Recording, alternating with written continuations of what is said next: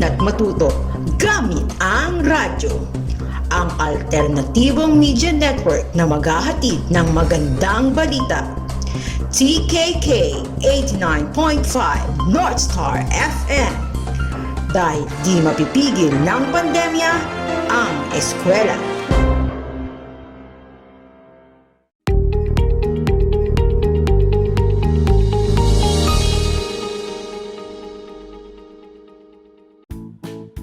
Hello kids! How are you today? Are you doing good?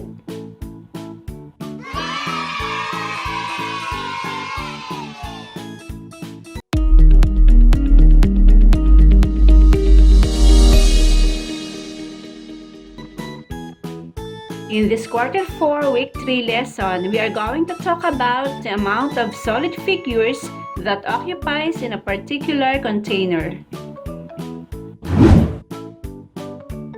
Suppose you have a glass of water and marbles inside the box. When we talk about the amount of water in a glass, we are talking about the volume. When we are talking about how many marbles inside the box, we are talking about the volume. So, what is volume? Volume is the amount of space a solid figure occupies. Non-standard units can be used to measure volume.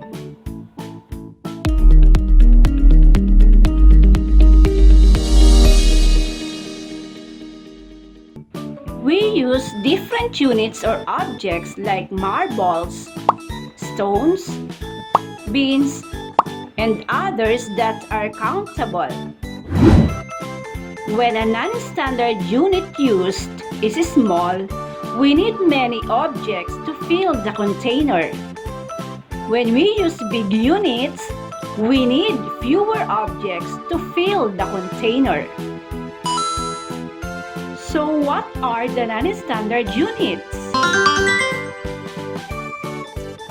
Non-standard units do not give consistent and accurate measurement of the volume of a container.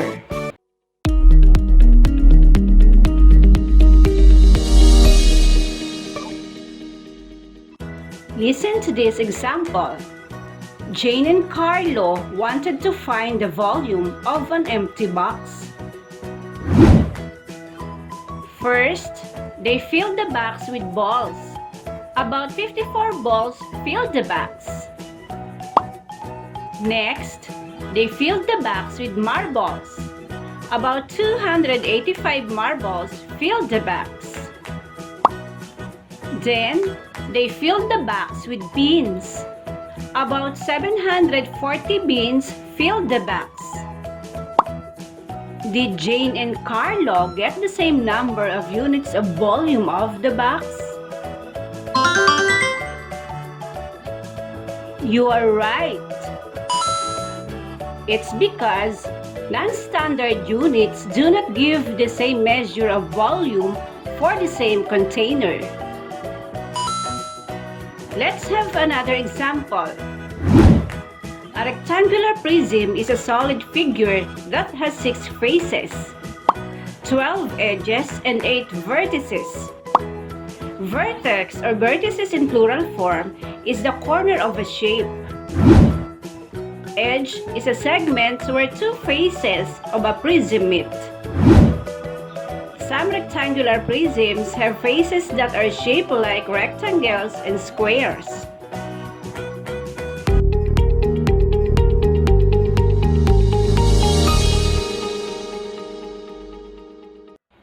The formula in finding the volume of a rectangular prism is volume equals length times width times height. If the side of a rectangular prism has each side of 3, then 3 times 3 times 3 equals 27 cubic units.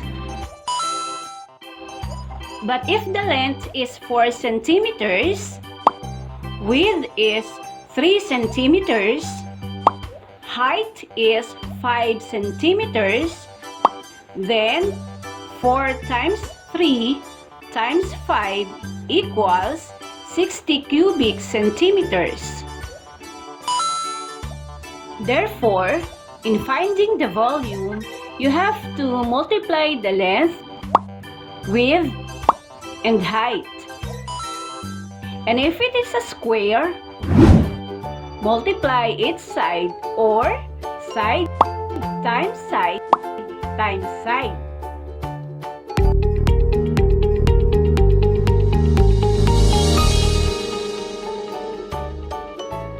Can you now visualize how to find the volume of a rectangular prism using non-standard units? Very good! Visualize the actual total of marbles that will fill a rectangular prism that is available in your house. Or, you may use other solid figures available in your house, such as balls and toys. Now let's try to use the standard measurement in finding the volume. Suppose you have 4 rectangular or square boxes at home with different sizes. Number 1. If one box has its height of 8 centimeters, length of 5 centimeters, and width of 2 centimeters, what will be its volume? Number 2. What will be the volume of a square box whose side is 12 centimeters? Number 3. If another box has a height of 25 meters, a width of 10 meters, and a length of 60 meters, what will be its volume? Number 4. The last rectangular box has the height of 3 meters, a width of 5 meters, and a length of 18 meters. What will be its volume?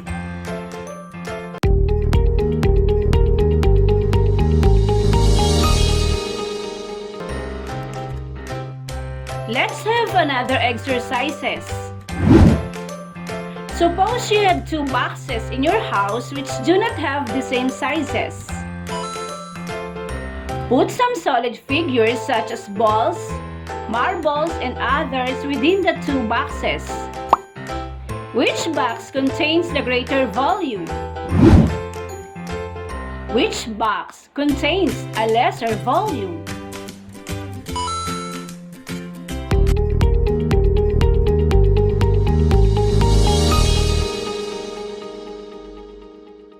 Good job, kids!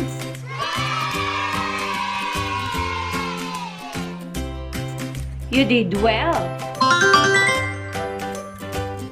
This time, find the volume of the following boxes.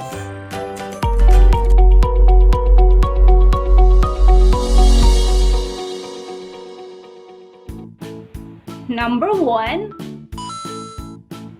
Box A has the length of 10 centimeters, width of 6 centimeters, and the height of 8 centimeters. What is its volume?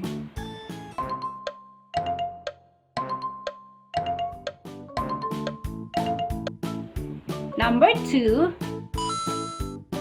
Box B has the length of 25 centimeters, width of 18 centimeters, and a height of 20 centimeters. What is its volume?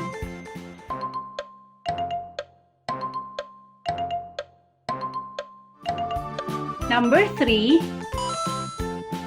Box C has the length of 5 meters, width of 4 meters, and a height of 3 meters. Find its volume.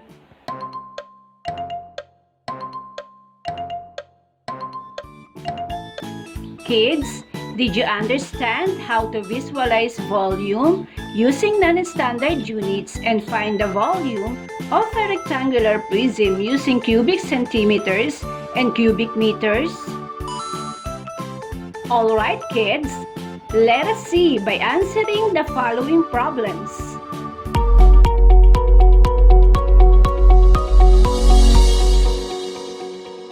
Number 1. A wooden box is 24 meters long, 18 meters wide, and 9 meters high. How much spaces do it enclose? Number 2. A refrigerator has a square base with each side that measures 60 centimeters and stands 122 centimeters. Find the volume of the refrigerator. We are done with the exercises for today. Good job, kids!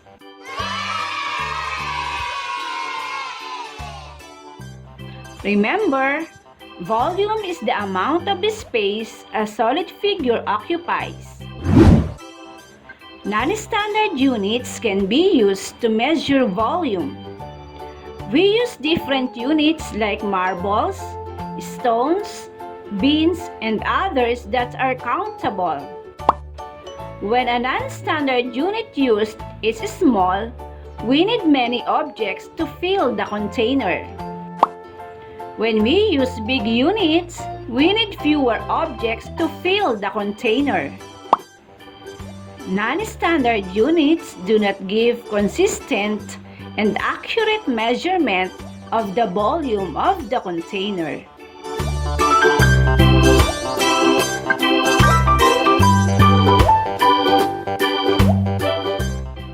Volume is measured in cubic units such as cubic centimeters, cubic meters, and cubic millimeters.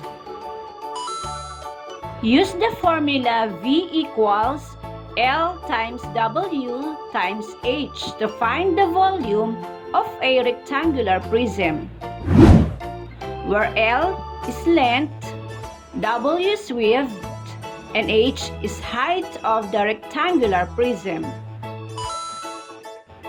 Use the formula V equals S cubed to find the volume of a cube, where S is an edge of a cube.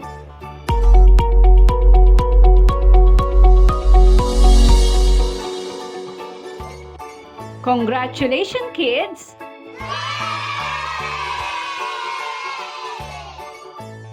Till our next meeting! I am Teacher Lei, your math teacher for today. Have a great day, everyone. God bless.